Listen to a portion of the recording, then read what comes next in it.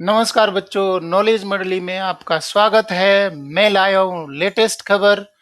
केंद्रीय माध्यमिक शिक्षा बोर्ड ने एक सर्कुलर जारी किया है जिस पर डेट लिखी हुई है 6/6/2021 को, मतलब संडे को ये सर्कुलर तैयार किया गया और इसको सीबीएसई की वेबसाइट पर अपलोड किया है 7 जून 2021 को।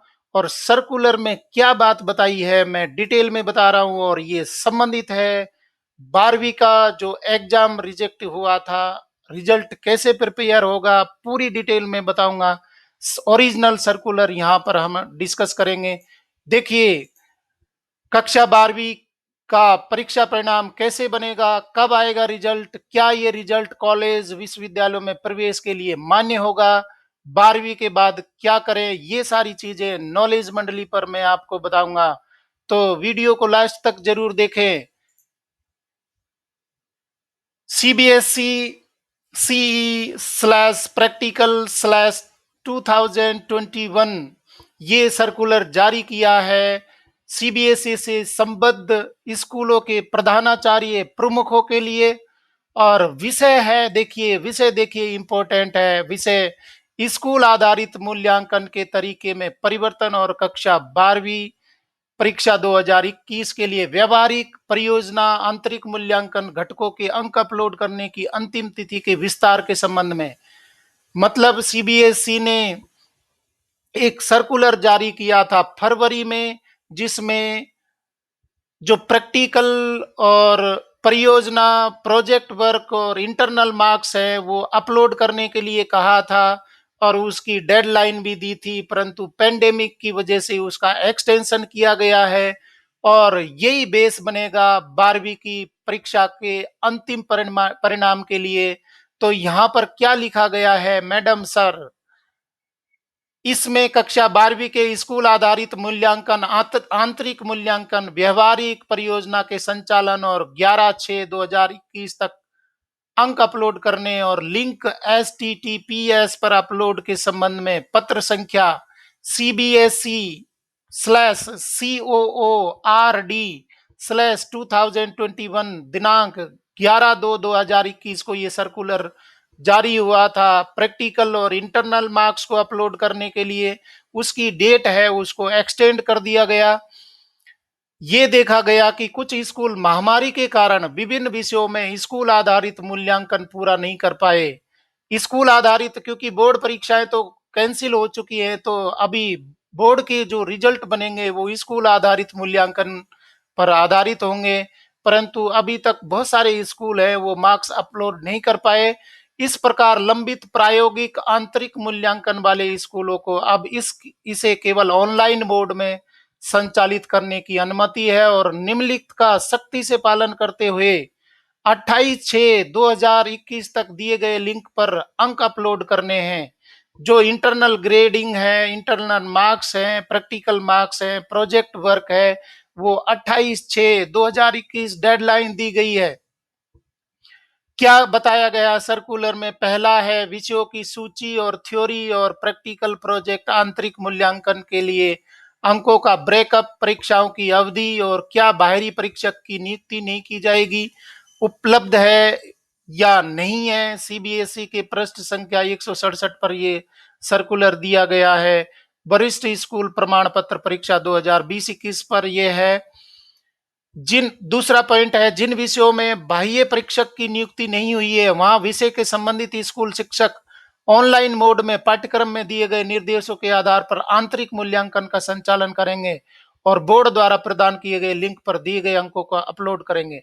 मतलब जिन सब्जेक्ट का बाह्य परीक्षक का मतलब है एक्सटर्नल एग्जामिनर प्रैक्टिकल एग्जाम के लिए नियुक्त नहीं हुए हैं, तो जो संबंधित स्कूल के शिक्षक हैं वही ऑनलाइन मोड पर एक टेस्ट कंडक्ट करेंगे, मतलब मूल्यांकन करेंगे, बच्चों से बात करेंगे, उनसे वाइवा करना है या उनकी फाइल देखनी है, उनके प्रोजेक्ट वर्क देखने हैं, असाइनमेंट देखने, वो ऑनलाइन मोड से शिक्षक है वो असाइनमेंट करेगा, कंप्लीट करेगा, मूल्यांकन करेगा, और फिर दिए गए लिंक पर अंकों का अपलोडिंग होगी। इसके बाद में तीसरा पॉइंट है प्रायोगिक परीक्षा या परियोजना मूल्यांकन के संचालन के लिए जहां बाहरी परीक्षक सीबीएसई द्वारा नियुक्त किए जाते हैं। बाहरी परीक्षक आंतरिक परीक्षकों के परामर्श से परीक्षा की तारीख तय करेंगे और ऑनलाइन मोड के माध्यम से वाइवा वॉइस लेंगे। कहने का मतलब है कि जो प्रैक्टिकल वर्क भी कोई स्कूल कंडक्ट नहीं कर पाए हैं, तो एक्सटर्नल एग्जामिनर और इंटरनल एग्जामिनर मिल करके बच्चों से ऑनलाइन मोड से बात करके उनके वाइवा लेंगे और फिर उनको नंबर देंगे। ये प्रायोगिक परीक्षा, प्रैक्टिकल परीक्षाएं भी अगर नहीं हुई हैं तो इससे संबंधित ये पॉइंट है। और चौथा पॉइंट, आंतरिक परीक्षक परीक्षा की तारीख को छात्रों के साथ अभी अधिमानित बहुत पहले साझा करेगा और परीक्षा के दिन बाहरी परीक्षक और छात्रों के साथ ऑनलाइन बैठक का लिंक साझा करेगा। मूल्यांकन का संचालन पाठ्यक्रम में दिए गए मानदंडों के अनुसार होगा। मतलब क्या है कि आंतरिक परीक्षा है वो भी एक्सटर्नल एग्जामिनर और इंटरनल एग्जामिनर हैं, वो बच्चों को समय पर बहुत पहले ही बता देंगे और फिर उस समय का निर्धारण करते हुए बच्चों से ऑनलाइन जुड़ेंगे और ये इंटरनल एग्जामिनेशन है वो कंडक्ट करवाएंगे, कंप्लीट करेंगे। पांचवा पॉइंट देखिए, परीक्षा का आयोजन पूरा होने के तुरंत बाद बोर्ड द्वारा उपलब्ध कराए गए लिंक पर अंक अपलोड कर दिए जाएंगे। अंक अपलोड करते समय ये सुनिश्चित किया जाएगा कि सही अंक अपलोड किए गए हैं, क्योंकि एक बार अपलोड किए जाने के बाद अंकों में कोई सुधार नहीं होने दिया जाएगा। दोनों परीक्षकों को ये ध्यान रखना चाहिए कि आवंटित अंक होने चाहिए, मतलब जितने अंक निर्धारित हैं उस सब्जेक्ट सिलेबस के अनुसार छात्रों को विविध स्तरों को देखते हुए अधिकतम अंकों की ओर नहीं झुकना चाहिए। ऐसा नहीं सोचना है कि सभी को फुल मार्क्स दे देना है, ये ध्यान रखना है। छठा पॉइंट देखिए, आंतरिक परीक्षक मौखिक परीक्षा के दौरान और स्कूल रिकॉर्ड के लिए प्रत्येक छात्र की ऑनलाइन स्क्रीन तस्वीर तैयार लेंगे। मतलब क्या है कि परीक्षा जब कंडक्ट करवा रहे हैं तो स्क्रीन पर बच्चे हैं उनकी फोटो है वो लेंगे और इस फोटो में आंतरिक परीक्षक बाहरी परीक्षक की तस्वीर होनी चाहिए। इसका मतलब है कि फर्जी नहीं होना चाहिए, बच्चे वास्तव में जुड़े और वहां पर बच्चे भी दिख रहे हैं और टीचर भी जुड़ रहे हैं ऑनलाइन मोड में, और जो कंप्यूटर स्क्रीन पर जो फोटो आ रही है उनकी फोटो ली जाएगी, रिकॉर्ड की जाएगी। और हालांकि महामारी के कारण ग्रुप फोटो अपलोड करने की नीति को निलंबित कर दिया गया। पहले group photo practical internal assignment के लिए था, अभी ऑनलाइन मोड में ग्रुप फोटो है वो लिया जाएगा। सेवंथ पॉइंट देखिए, स्कूल आधारित मूल्यांकन करते समय स्कूलों को सभी कोविड प्रोटोकॉल का सख्ती से पालन करना चाहिए।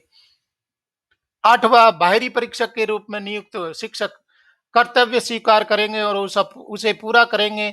विस्तारित समय सीमा के भीतर असाइनमेंट अंक अपलोड करेंगे। मतलब जो बाहरी परीक्षक एक्सटर्नल एग्जामिनर जो डेपुट हुआ है उसको निश्चित रूप से ड्यूटी करनी पड़ेगी। ऐसा नहीं है कि मेरे घर में काम है या मैं ड्यूटी नहीं कर सकता, ये सीबीएसई बिल्कुल एक्सेप्ट नहीं करेगी। और वो प्रैक्टिकल एग्जाम कंडक्ट करेंगे या इंटरनल असेसमेंट कंडक्ट करेंगे और तब जाकर के मार्क्स भी अपलोड करने हैं जो शेड्यूल टाइम दिया है उसके अंतर्गत। नवा पॉइंट देखिए, अंतिम तिथि जो 28/6/2021 है का कोई विस्तार नहीं किया जाएगा। इस प्रकार स्कूलों को सलाह दी जाती है कि वे 28 जून को से पहले सभी मूल्यांकन अच्छी तरह से पूरा कर लें और अपलोड करें निशान सावधानी पूर्वक। और 12वीं कक्षा 2021 की परीक्षा के लिए पंजीकृत निजी अभ्यर्थियों के लिए प्रायोगिक परियोजना आंतरिक मूल्यांकन घटक के संचालन की नीति शीघ्र ही घोषित की जाएगी। जो प्राइवेट लोग हैं, प्राइवेट बच्चे हैं, उनके लिए आंतरिक परीक्षा परियोजना कार्य प्रायोगिक कार्य है उसकी नीति बाद में घोषित की जाएगी। शेष शर्तें वही रहेंगी जो पूर्व अधिसूचना दिनांक 11/2/2021 में दी गई थी। मतलब प्रैक्टिकल से संबंधित जो सूचना दी गई थी, इंटरनल मार्क्स, प्रोजेक्ट वर्क और असाइनमेंट है, जो पहले सर्कुलर जारी हुआ था वो सर्कुलर है वो एज इट इज रहेगा। तो बच्चों, कहने का मतलब है कि आपके इंटरनल असेसमेंट है, इंटरनल मार्क्स हैं और साथ में ही प्रैक्टिकल मार्क्स हैं, प्रोजेक्ट वर्क है, जो कि सीबीएसई को अपलोड होने थे, उसी के आधार पर आपके रिजल्ट हैं वो तैयार होंगे। इससे आगे कोई स्पष्ट क्लैरिफिकेशन जिस तरीके से 10वीं के लिए आया था, 10वीं में ये था कि यूनिट टेस्ट या पीडब्ल्यू टी है, पीरियोडिक टेस्ट है, उनके लिए 10 मार्क्स असाइन किए थे फाइनल रिजल्ट बनाने के लिए। इसके साथ में ही अगर हाफ ईयरली हुआ है तो उसके लिए 30 नंबरों को वेटेज दिया था, और प्री बोर्ड के लिए दिए थे 40 नंबर। इस तरीके से 80 नंबर का यहाँ पर था।